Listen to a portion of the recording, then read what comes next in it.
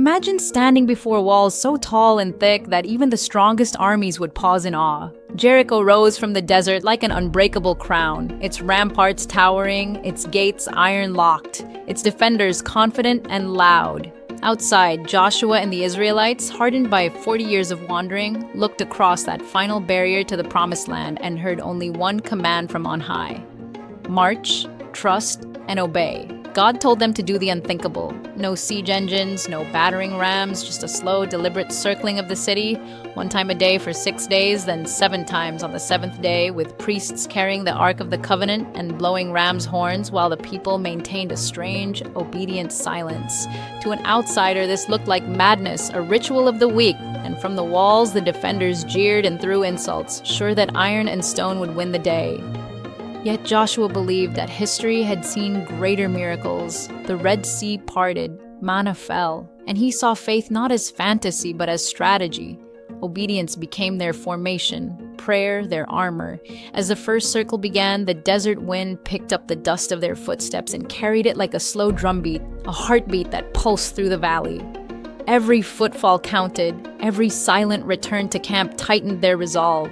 Whispers spread through the ranks, some fearful, some fervent, but each man marched because Joshua's faith made faith possible for others, and what looked like surrender to conventional warcraft was really a stand for something larger, a test where hearts, not catapults, would prove the city's fate.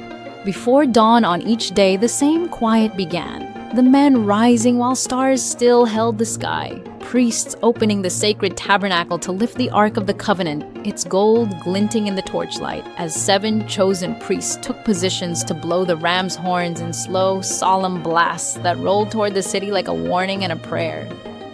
Then, in disciplined silence, the mass of Israelites would file forward, circling Jericho's base with the sound of sandals on dry ground and the low, steady breath of a people trusting beyond reason. Ordinary tactics were abandoned for ritual. No shouting, no taunting, no rush to battle, only steady obedience. Days 1 through 6 wore the same rhythm. The defenders' mocking turned to uneasy murmurs. Merchants on the ramparts began to glance at the godly procession with a new unease. Soldiers tightened their grips on spear but looked down where the Israelites marched with a resolve that seemed to thrum with destiny. Whispers among Joshua's men shifted from doubt to conviction as they saw their leader unshaken, eyes set on a promise rather than on the stones before him. By the 6th evening, a strange hush settled, like the air before a storm. Neighbors on nearby hills paused in their chores. People in Jericho's gates abandoned their usual derision, sensing something different in the dust and sound.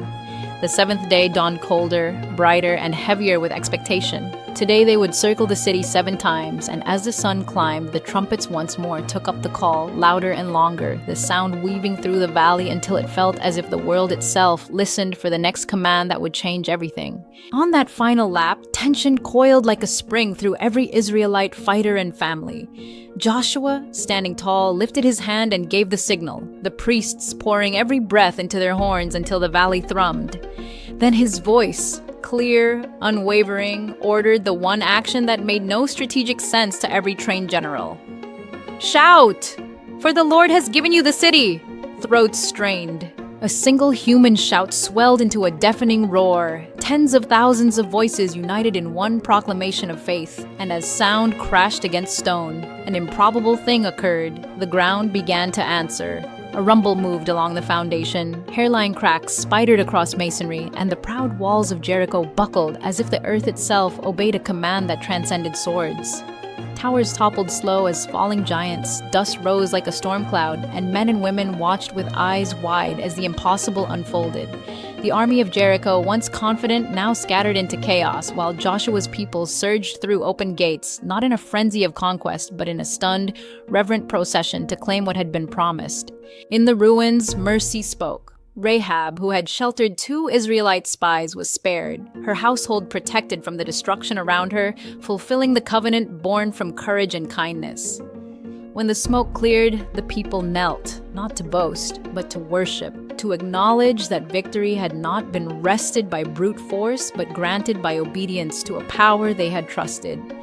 Stories of that day traveled across generations, told at hearth and altar as proof that walls can fall when human will aligns with divine command and that some victories are won not by the loudest weapons but by the quietest acts of faith.